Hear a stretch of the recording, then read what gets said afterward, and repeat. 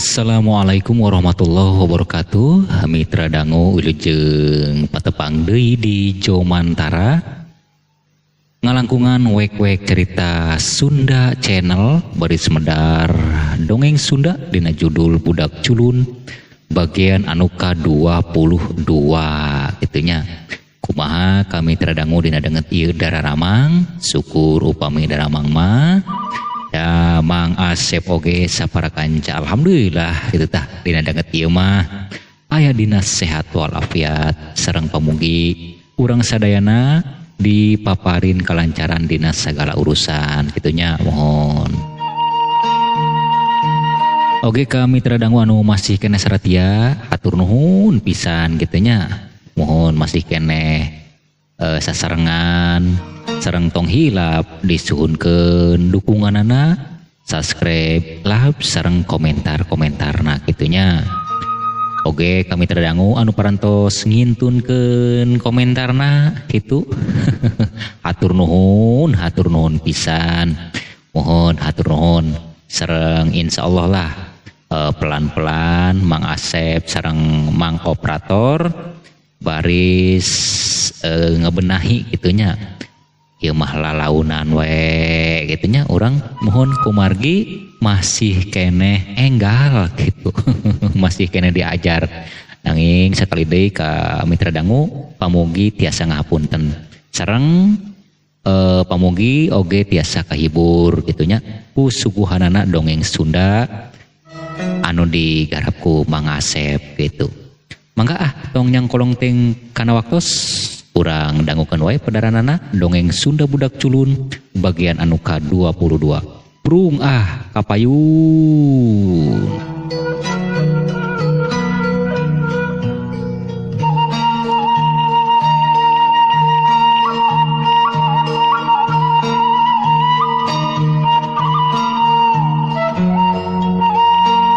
Aki samad manehna tatanggahan kaluhur ningalikeun anu keur kakalayangan makhluk-makhluk anu jangkung badag anu sakitu lobana.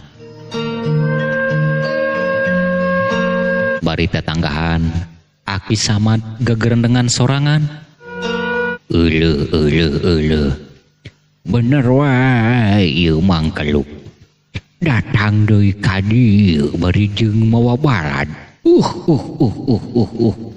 Nah, ayo bet kapapanjangan kieu nya. Ai caeun teh. Anu jelas-jelas ieu mah yeuh. Sigana mah can puas can panasaran. Lamun can bisa mateni ka urang dieu, terutamina mah ka aing jeung anu aya di dieu. Itu cek gerendengna Aki Samad. Manehna bari taki-taki. Makin lila makin nyirorot. Makin lila makin nyirorot. Hiu angin ngagelebug makin gede. Anjing ti kajauhan kadenge babaung, manuk-manuk ting kareak. Meuni gararandeng.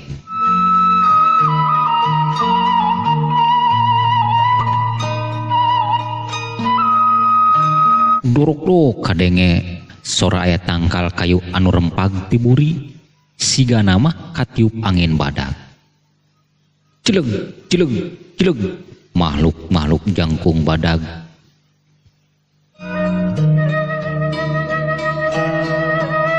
nginjakeun kana lemah.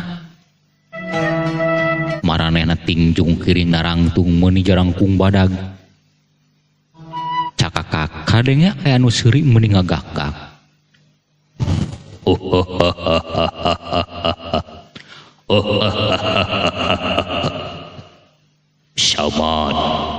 Samad. Ye kaula datang deui. Itu ceuk eta makhluk nyarita ka Aki Samad anu keur olohok bengong.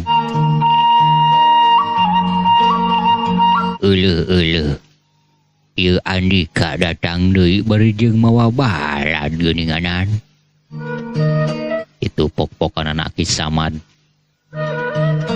Manehna tenang we kaayaanana henteu gempeur henteu galideur sanajan we ningali kaayaan makhluk-makhluk anu geus ting beredega di hareupeun manehna.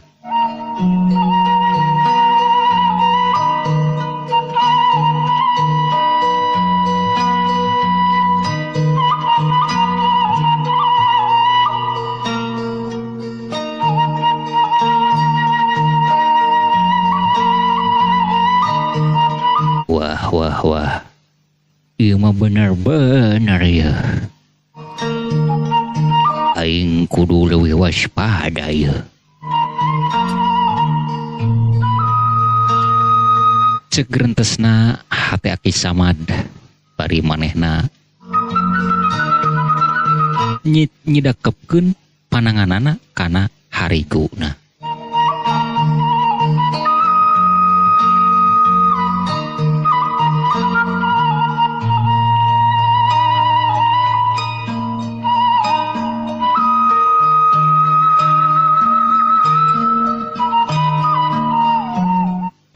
Samad, aing jeung batur-batur aing memang nek nandasa sia di dieu. Itu pokokna ceuk makhluk jangkung badag teh bari jigrah manehna nyampeurkeun ngadeuketan ka Ki Samad. Itu teu naon-naon. Ari kitu mah bisi Arandika can puas can penasaran memang hayang ngalah nyawa anu aya di dieu heuh.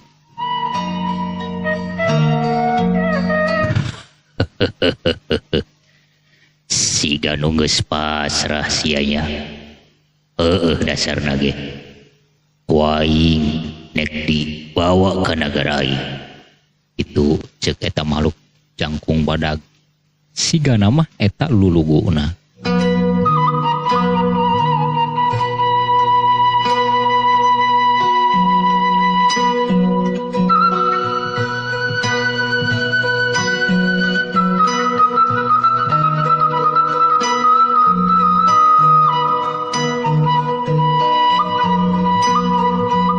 Kisilah ari ngaran kisilah saha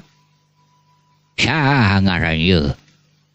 Itu Ki Samad nanya kana eta makhluk jangkung badag. Ngaran kaula bisi siapa penasaran. Ngaran kaula si kemprung.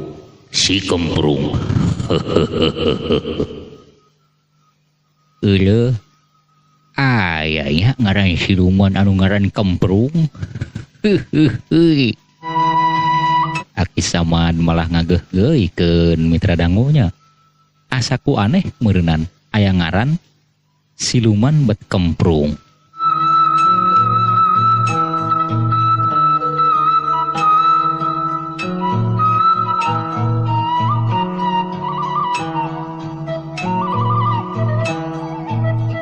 Yes, Panggawa. Ulah lobake dayak sasahan. Ulah lobake dayak ngomong. Boleh ngayang gas orang bawa. Itu ceuk baturna.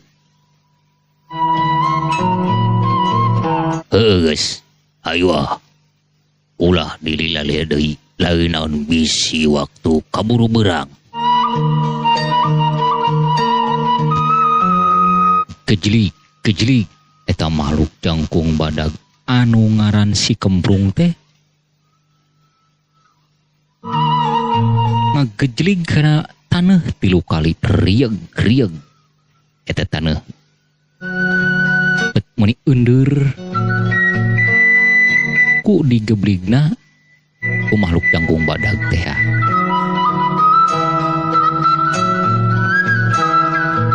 Atupu gue beda karasana ku Ki Samad. Manehna ngarasa geteran anu aneh. Rek nya anjay andika ye. Aki Samad rikat manehna. Metakeun pangabisana. Terus manehna meremkeun panona bari gagerenceman. Teu lila Aki Samad mukakeun dua leungeunna dijarebebengkeun ka hareup. Didorongkeun kana eta makhluk jangkung badag teh.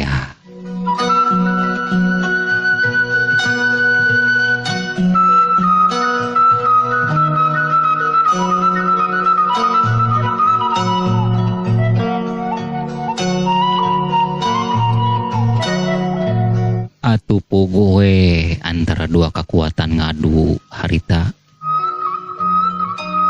Adu dorong, adu sered antara makhluk badag anu ngaran si Kemprung jeung Aki Samad.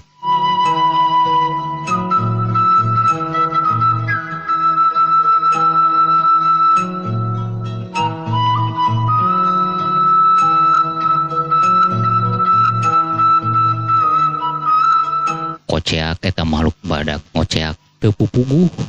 Manehna siga boga kanyeri. Waduh. Urang ngajar sia Samad. Naon ieu nu didorongkeun ka aing?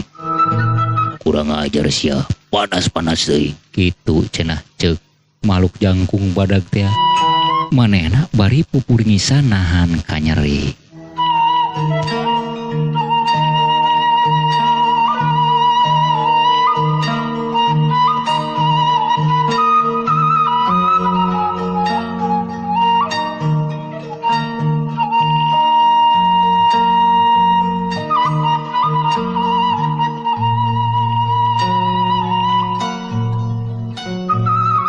Tapi sia ulah gerang rasa ujub Samad. Rasakeun deui. Yup. Durdung. Eta makhluk jangkung badag narajang deui. Gajleng. Aki Samad ngagajleng ka belah kenca. Bari manehna metakeun pangawasana deui. Cedak ngarajang dada makhluk jangkung badag dangheuak. Eta makhluk jangkung badag anu ngaran Sekemprung manehna ngadangheuk bari gogorowokan nahan kanyeri. Aduh, ampun, urang ajar sia. Sok, geura kaluarkeun pangawasa sia, ayo. Sakuat-kuatna bangsa siluman moal bisa ngeleuwihan ka manusia ieu. Aki Samad ngomong kituna teh. Manehna tetep ajeg pancuh teu gedag bulu salambar. Heuy batur-batur geus ulah cicingeun. Hayu urang kerpuk, hayu urang rempung. Kitu ceuk si Kemprung teh minangka ponggawana. Atuh puguh we. Makhluk anu araya di dinya ngaronom ka Aki Samad. Kabeh rek ngarau kana awakna. Celeng Aki Samad luncat ka luhur bari najongkeun sukuna cedak narajang kana makhluk jangkung badag anu aya di gigireun si Kemprung teh. Koceak dangheuak gedebut manehna rubuh dipindo deui ku nu sejen kitu jeung kitu bae. Anu akhirna makhluk-makhluk jangkung badag kabeh teu aya anu mangapulia.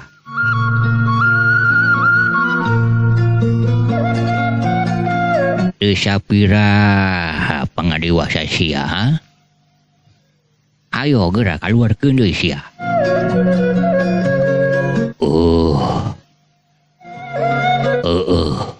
Memang pengawasa sia luar biasa Samad. Ngen, tunggu babalesna ya, tunggu. ulah ngeunah-ngeunah sia. Itu cek makhluk jangkung badag anu katelah ngaran si Kemprung. Teu lila les eta makhluk-makhluk ngariles teuing ka mana. Yuk sora angin ngaglebu muni auhan makin lila makin ngajauhan we.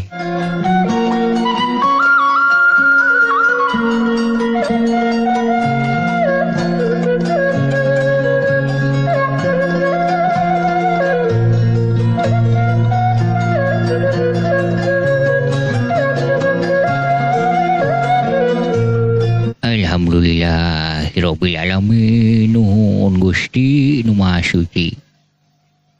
Sim abdi parantos ditang tayungan.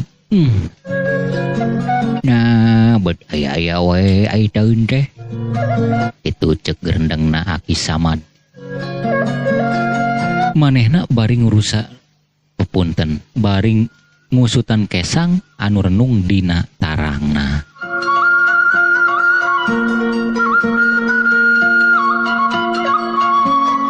Angin peting karasa ngahiliwir menitis. Aki Samad meuni ngawud-wud ngarasakeunana sigana mah tos ngagayuh ka janari leutik.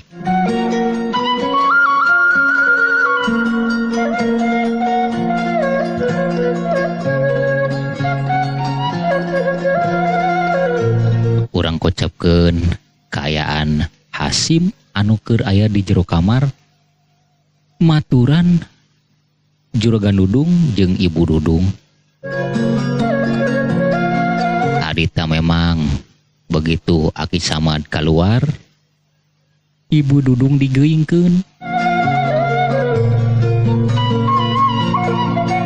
Kadenge harita Hasim nyarita ka Ibu Dudung, punten mitranya.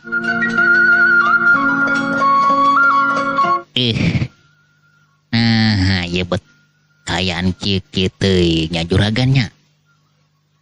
Aya buntutan cing horeng mah yeuh. Aduh, ai taeun teh.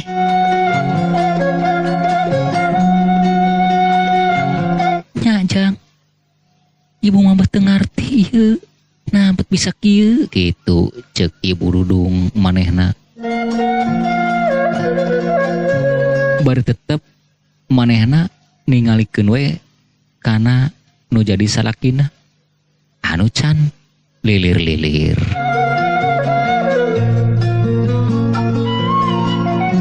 Sing sabar we heulanan juragan. Meureun ieu cocoba keur urang. Ngeun mudah-mudahan mah Gusti anu Maha Suci nang tayungan ka urang, nyalemetkeun ka urang.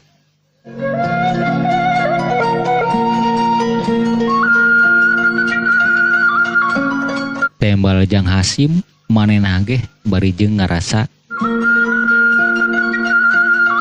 heran kunaon ieu masalah bet kapapanjangan.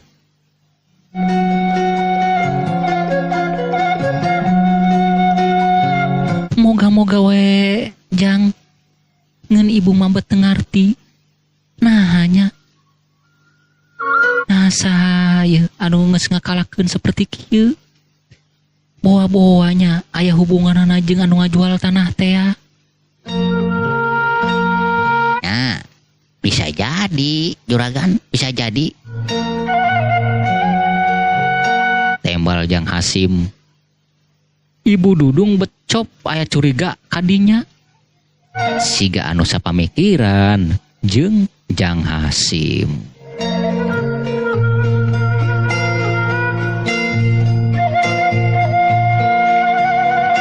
Telilah kulutrak Aki Samad datang nyamperkeun ka jero kamar. Alhamdulillahirabbil alamin. Jang Hasim, kumaha kaayaan di dieu ye? Teu aya naon-naon kitu.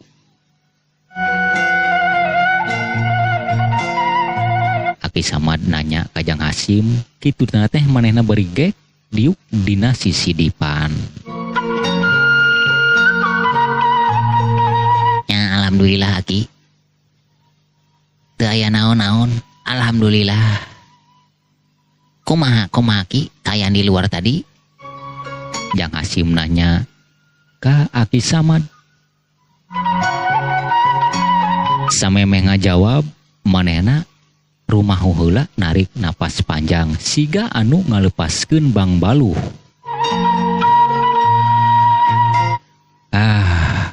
Biasa yang makhluk anu tadi teh datang deui berijing mawa balana. Ngan untungna we Aki masih keneh di tangtayungan kudu maha kawasa. Pokna Aki Samad. Manehna bari nalingakeun kayaan Juragan Dudung anu can eling-eling.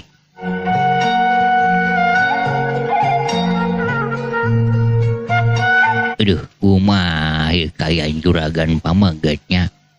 Nah, becan lilir-lilir ai taun teh.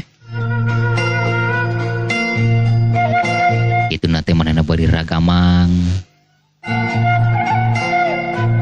Nyepengan panangan Juragan Dudung. Karasa masih keneh aya keketegan urat nadina.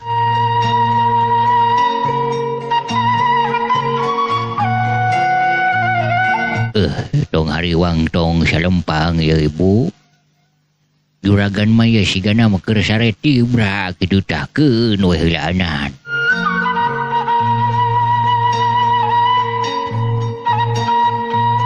Nya Aki ngeunah bet lila-lila teuing ieu nya kapiuhan teh. Itu saur Ibu Dudung manehna hariwangkeun Bisi aya kieu kitu. Keun we heulaanan keun.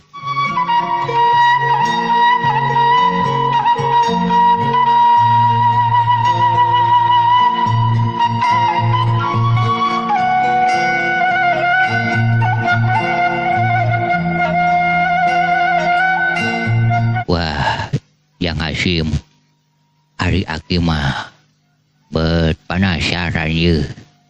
Kadungaran si Cokro nah hanya kitu sapaguron jeung Aki ada napi aya Cokro anu lainnya gitu.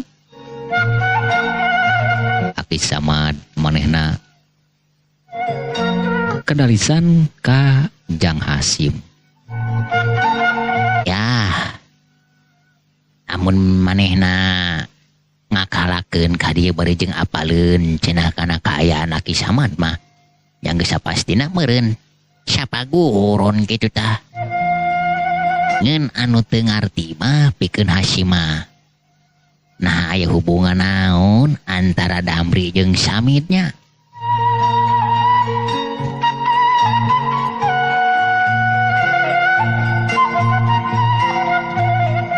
Ari ceuk pamikiran Aki mah buah-buah maranehna teh eta murid-muridna.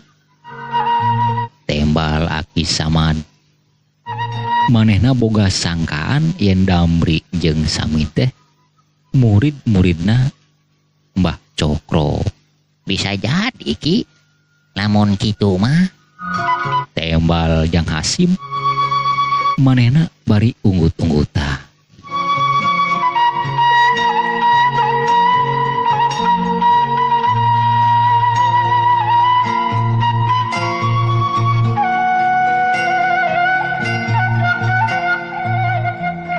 Ibu Dudung mah ngenukur ngupingkeun we manehna mah teu loba caritaana naon. Tetep ari pamikiranna mah manehna nganteng kanu jadi salakina nyaeta Juragan Dudung teh.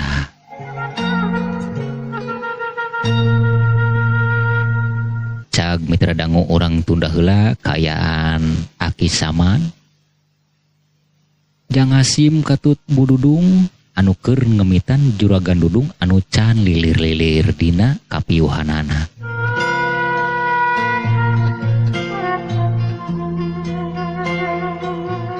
Urang kocapkeun deui kaayaan Mbah Cokro anu aya di Leuweung Cerme. Manehna keur husu. keur masangkeun ilmu pangabisana. Manehna dua leungeunna meuni pageuh pisan nyekel keris nungkulkeun kana baskom anu dieusi Cai Herang teh.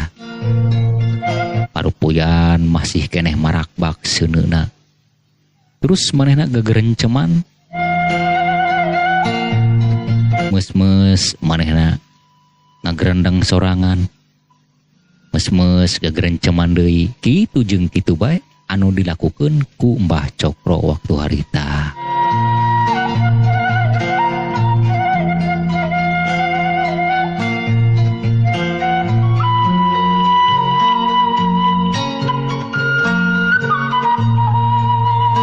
Wah, nah, ayo kan awak aing bet kieu aman karasaan ayo.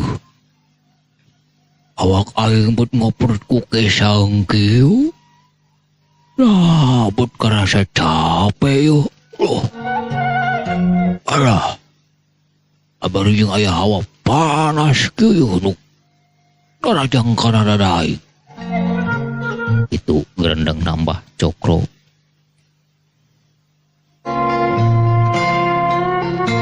Lila manehna terus metakeun di kerisna, makin ditungkulkeun we, makin dideketkeun kana baskom anu dieusi Cai Herang teh. Katingali ku Mbah Cokro, Cai Herang anu aya dina baskom oyag-oyagan caina teu daek cicing.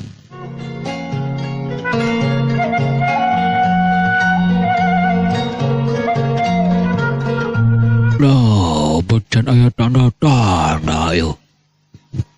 Can aya tanda-tanda anu ngagoler, anu benang nyawa lah. Wah, boa yo. Itu cek gerendengna Mbah Cokro.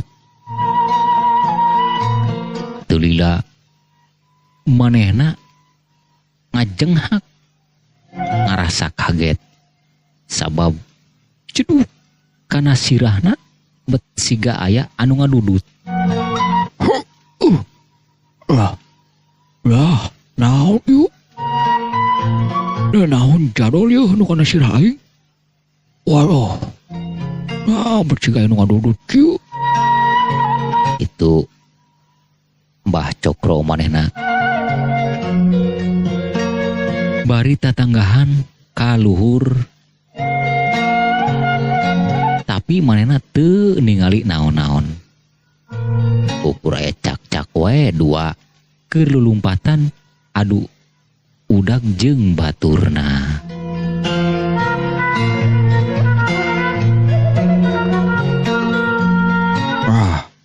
Nah bet araraneh teuing yuk. Sirah aing bet siga anu ngadudut yuk. Mun karasa nyeri kieu yuk. Campur liar ya.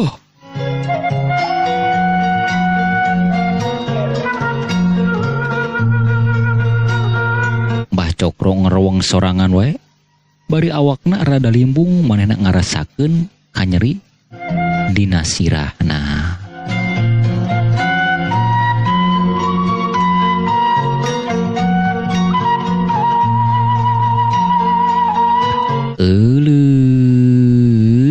Mitra dangu rupina urang cekapkeun heula dugi ka dieu, waktosna tos teu nyekapan. Hatur nuhun nya dina sagala perhatosanana, sareng nyuhunkeun dihapunten bilih aya cariosan-cariosan anu kirang merenah ka kupingna oge dina tata cara penyampaianana. Sakitu Mang Asep medar carios dongeng Sunda Budak Culun bagian anu ka-22. Insyaallah urang bari sapatepang deui dina bagian anu saterasna. Mang Asep saprakanca bade amit mundur amit mungkur. Wassalamualaikum warahmatullahi wabarakatuh. Permios cag